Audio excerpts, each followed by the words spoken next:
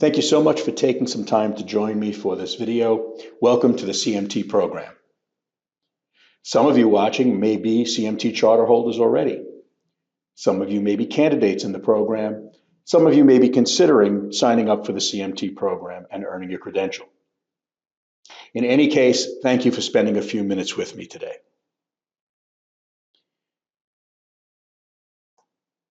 My name is Stanley Dash. I'm the program director for the CMT credentialing program here at the CMT Association. I have deep experience in technical analysis, having spent many years as a practitioner, many years as a member of the CMT Association, and I'm also a CMT charter holder. This slide is a little bit about my role here at the CMT Association. As the CMT program director, I work with our subject matter experts, our candidates, the association's membership, to maintain and improve the CMT program curriculum, the test experience for our candidates, and of course, the value of the CMT charter for our candidates and our current charter holders. Who and what is the CMT Association? Well, here's a little bit about our mission. The goal of the CMT Association is to advance the discipline of technical analysis. In short, that means advocacy.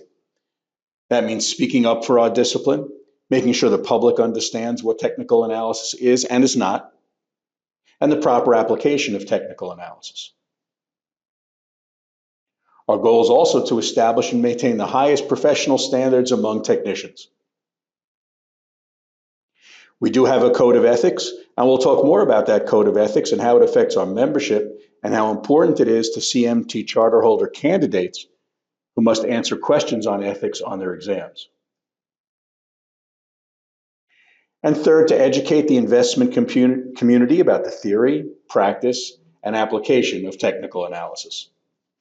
All of this is the role of the CMT Association. Now, it may not be clear to you what technical analysis is, as I know some of you may be candidates or considering being candidates. Some of you may already be charter holders. But in brief, the best way to describe technical analysis is with a chart. It's the study of price action and market statistics, for example, volume and other related market statistics, to infer price trends and manage risk.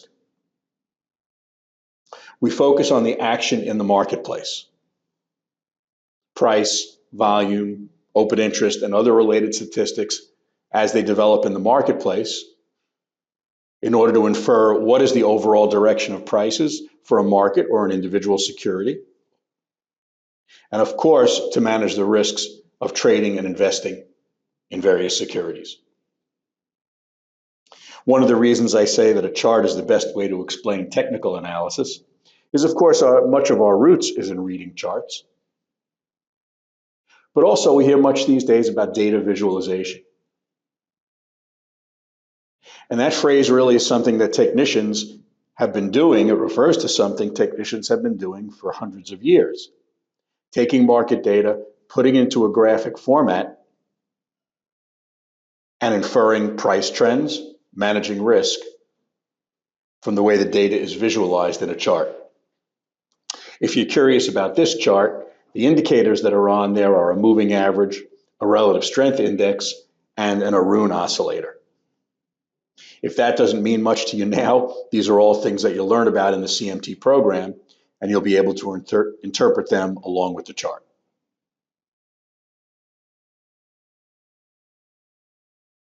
What is the CMT program? The CMT Association runs the CMT program, and CMT, which you've heard me say a dozen times already, is an acronym for Chartered Market Technician. And as I said, the CMT Association runs that credentialing program for the Chartered Market Technician credential. The CMT credential is the preeminent designation for practitioners of technical analysis. Around the world, you will find CMT charter holders involved in their local markets and global markets, interpreting price action, volume trends, and associated market statistics to understand market action, and to manage risk.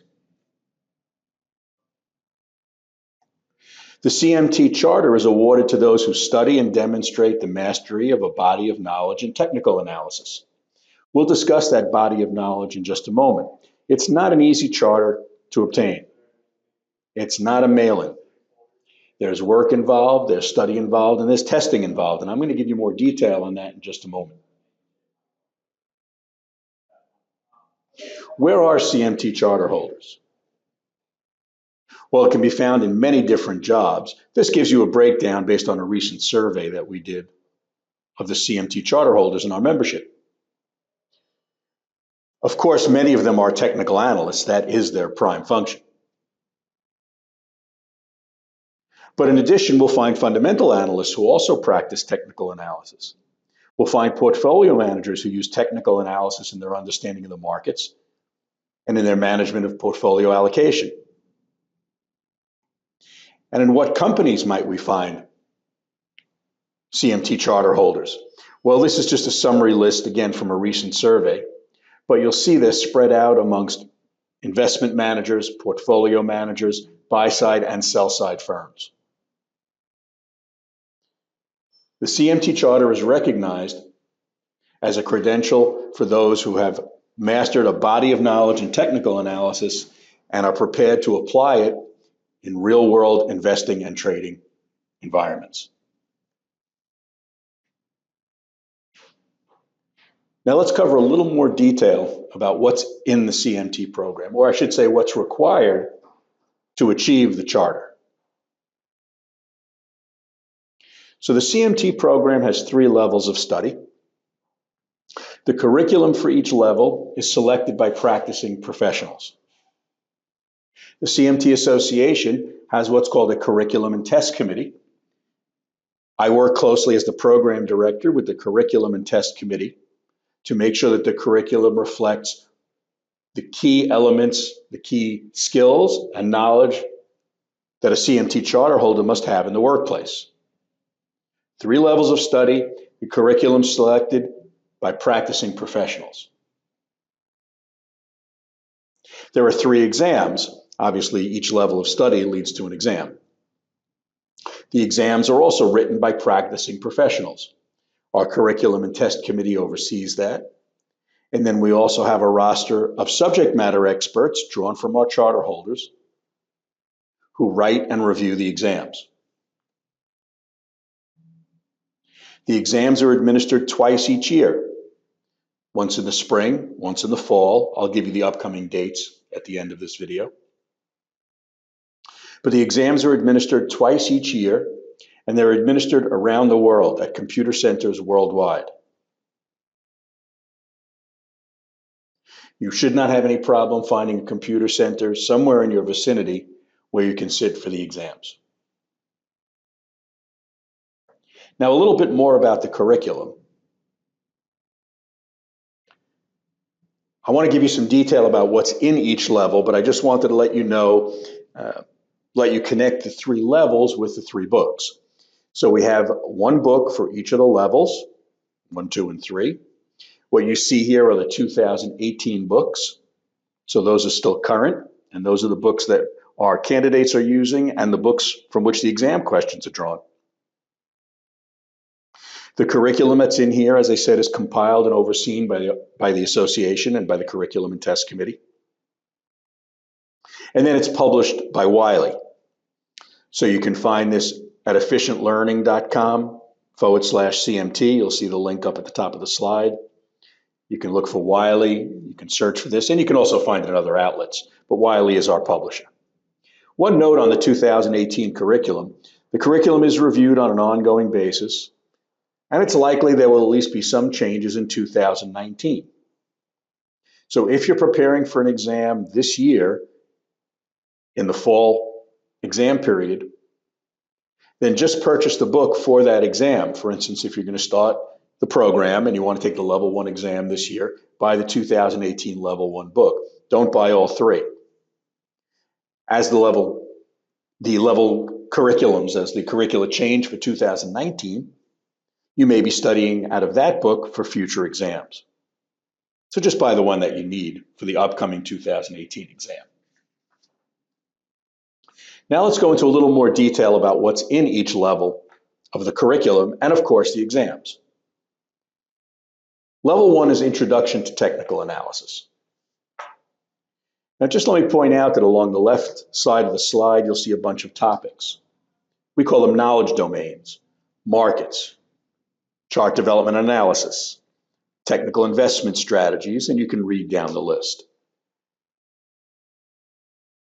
The ones that are highlighted are the ones that are in level 1. So those first 5, markets, chart development analysis, technical investment strategy, system testing, statistical analysis, and then at the bottom of the list, ethics. Ethics is always in the exams. And you'll see under that level 1 column next to it that there are percentages. Well, that's the weighting of each of those topics within that exam. The level 1 curriculum is considered Introduction to Technical Analysis. It's definitions and concepts.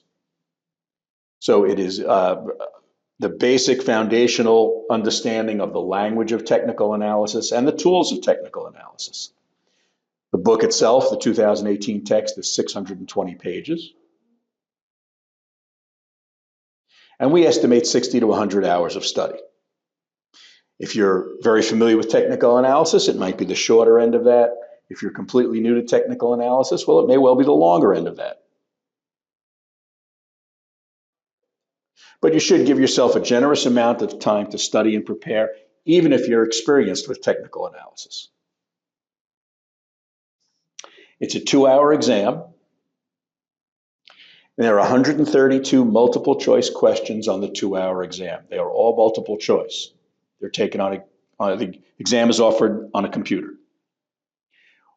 One note that I often get this question, so I want to make sure that this is clear.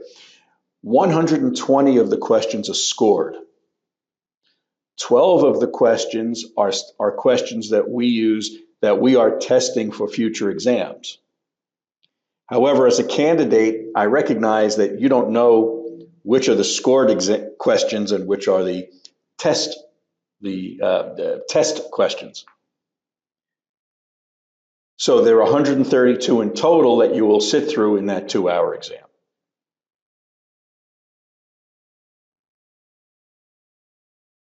Now let's move on to level 2. Level 2 is theory and analysis. Now again, along the lower left, you'll see the headings for the different knowledge domains. This time the level 2 column is highlighted, and you can see the weight of each of those in the curriculum and in the exams. So we have the same initial knowledge domains, and in addition, risk management is added into level 2. Level 2 is theory and analysis, concepts and analytical methods. Now here it's more interpretational. So whereas in level 1 it was definitions, here in level 2 you're asked to draw some conclusions. You're asked not only the definition of a particular indicator, but you might be asked how it's used, or a typical application in coordination with another indicator. Concepts and analytical methods. This text is 773 pages. Estimate 70 to 100 hours of study. Again, that's a wide estimate, and you have to be generous with yourself on your study. And I think it bears repeating. I was an experienced technician when I went through the credentialing program. I had already done technical analysis for many years, but I had to study the books, learn the proper terms, the proper applications. So even if you're experienced with technical analysis, don't cheat yourself on the study time. This is a 4-hour exam, 170 multiple choice questions. Now, as I mentioned with level 1, I want to be perfectly clear, 150 of these questions are scored. 20 of them are questions we're testing for future use. You don't know which are which when you sit down in front of the computer. But you do have to be prepared to go through 170 questions in that 4-hour period.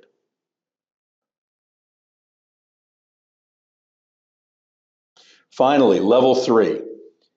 Level 3 is the integration of technical analysis. So we've gone through level 1, which is basic definitions and introduction. Level 2, theory and analysis. Level 3 is integration of technical analysis, and it's far more challenging. If you look down in the section in the lower part of the slide, you'll see it's risk management and then those lower knowledge domains that are listed: asset relationships, portfolio management, classical methods, behavioral finance, volatility analysis. All of those fall into level 3. It's integration of technical analysis, application of concepts and methods. So here it is actually having circumstances in which you have to apply the tools that you've used and justify their application to real-world charts, portfolios, data sets, and statistics. The book is 910 pages. I'm estimating 100 to 120 hours of study. This is a 4-hour exam, but I want you to notice this: it's multiple choice and short answer questions. So it does require some answers in sentences. It does require some answers in sentences. Some multiple choice is mixed in there to make it more efficient, I suppose, where it's a very straightforward, would you buy or sell kind of question. It might be multiple choice. But then the follow-up question might be, why would you recommend buying or selling? And then you'd be required to write a few sentences. Again, a 4-hour exam. This is also done on a computer. So when I say write a few sentences, I mean on a computer and a keyboard. And you can see the list of knowledge domains further down. Now, a few things I want to point out about this before I move on. I want to make sure it's clear. I know I said it a few times, but please bear with me. These are all given in computer centers around the world, so you should not have a problem finding a seat. We said earlier that the exams are given twice a year. I'm going to give you the dates in just a couple of minutes. But you can only take one exam during each test window. So if you sit for an exam in the test window coming up later this year, you can only register and take one exam. And then in the middle of 2019, you could take the next exam. So you can only take one exam at each window. The exams must be taken in order. So you must pass level 1 before you can sit for level 2. And of course, the same for level 3. The third thing I want to point out that I did not write on any of the slides is that all the exams are given in English. So we do use test centers worldwide, but the entire curriculum is in English, and the exams are all given in English.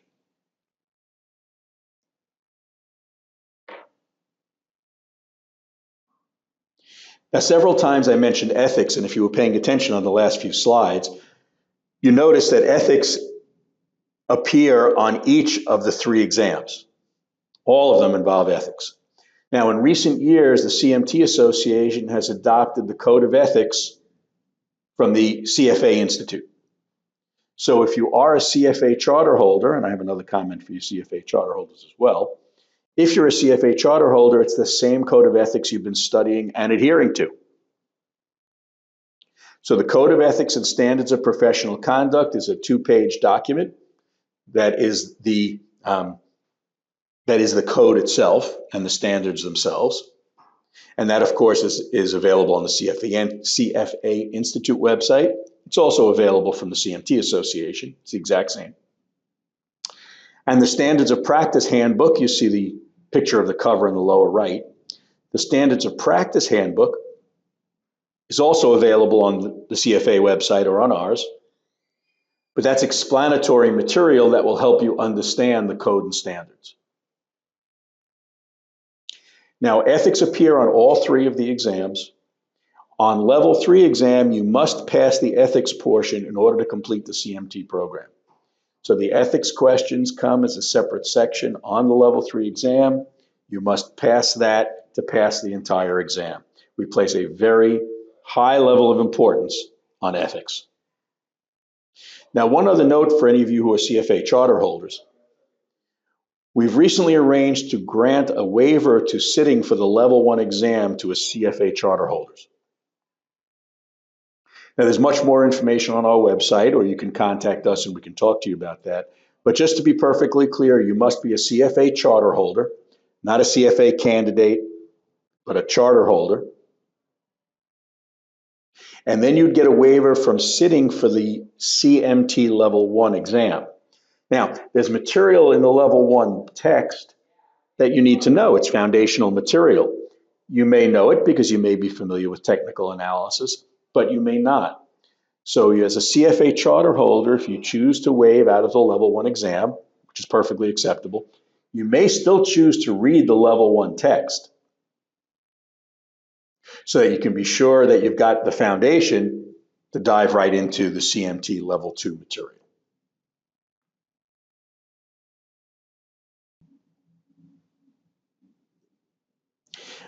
A few last slides to wrap up some of this material and then some study tips. First of all, earning the CMT charter is not an easy task. You'll see here the average passing rate since 2012 for each level, and the passing rate in the most recent exam administration for each level. This is a challenge. It's work. It's going to take some study. The payoff, the reward, is what you learn from going through the curriculum, the confidence you'll have in your own ability to do technical analysis work, perhaps combined with other work that you do on fundamentals or any other type of analytical or portfolio work that you do. Of course, you will have the CMT charter, and it is an excellent addition for your career path to have this knowledge of technical analysis. It leads into much work directly in technical analysis, and then it leads into a tremendous amount of work in quantitative and algorithmic fields. So it is a challenge, and you have to be prepared to take that challenge. Now, I did put together some study tips for those of you considering the program or perhaps already in the CMT program. First of all, make a study plan. So I played on the words of an old trader's aphorism: plan your study and study according to the plan. Plan for the number of hours you'll need to study. Use my estimates, use the high end or the median if you prefer. Plan for the number of hours you'll need to study per week and in total. Lay out a plan. Make that plan end maybe 2 weeks or so before the actual exam date. That gives you time to back up, to review. I hate to say cram, but honestly, to cram any other topics that you need to cover.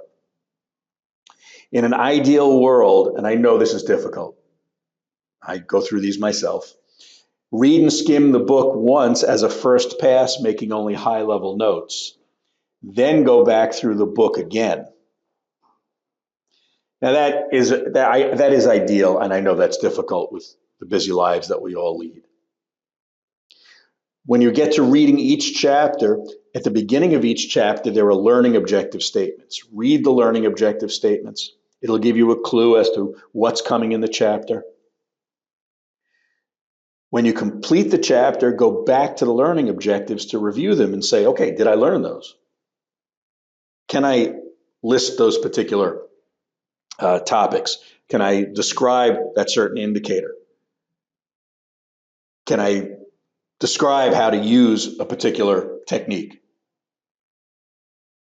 Leave time to explore unrelated material. That means that you'll see something by an author in the curriculum, and you may say, well, I'd love to look at that book that the author references, or perhaps that author even wrote. Leave time for that. Let yourself go off track a little bit. Use the candidate network, and I'm going to describe that in a little more detail in just a moment. The association chapters, the CMT Association has chapters in cities around the world. Visit those chapters, go to some of their meetings, some meet monthly, some quarterly, to meet other technicians. Use whatever means you have to interact with other candidates and other technicians, to know the language, be involved and to really put yourself in the milieu of technicians. Don't obsess over the knowledge domains. Now, I spent time talking about the knowledge domains on each of those levels. Read and learn the material. Don't worry about the checklist of the knowledge domains. You can look at that going in. It may give you an overview of what the level is about, what it's going to focus on. But your attention, your energy should be on learning the material in each chapter and not just checking the boxes in the knowledge domains. I mentioned the Candidate Network. The Candidate Network is an online forum that's open to all our candidates. I see a lot of the conversation in there. Sometimes a candidate will put up a question trying to get clarity on something, and I keep an eye on it, but usually other candidates will rise to the occasion and provide some insights. So there are many times when a candidate will ask a question and I don't intercede at all. I let other candidates share information and share references. Occasionally I do post in there either in response to a question or with some other information. And my colleagues here at the CMT Association will often post in the Candidate Network with administrative information about registration dates, deadlines, things like that. It's a great resource. If you're currently in the program and you're not on the Candidate Network, please do so. And if you have trouble finding it, just email us or call us here at the CMT Association. So now it's up to you to pursue your CMT charter. The curriculum is available from Wiley. As I said, it's a 2018 curriculum we're working from. The next exam window is from late November into the early part of December for levels 1 and 2. Level 3 is a single date.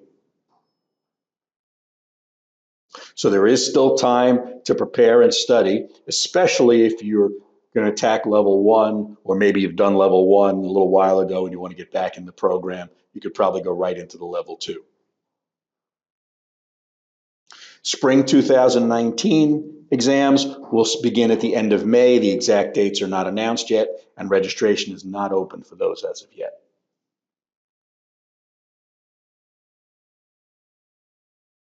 I hope this has been of interest to you. I'll make a quick mention that our annual symposium in 2019 is scheduled for April 4th and 5th in New York City. That's a tremendous event. This is the 46th annual symposium. It's quite an impressive record. And it is a great place to be with other technicians, charter holders, who are portfolio managers, who are technicians, who are authors, who are some of the most creative and active people in the world of asset management and, of course, technical analysis. Thank you for spending some time today listening to this and watching this video. We hope it'll give you an overview of the CMT program. If you're thinking of taking the challenge, we would certainly love to have you in it. And if you need more information, look at our website. You'll see it on the bottom of the slide. And you can also email me at stan@cmtassociation.org. Thanks again. Have a great day.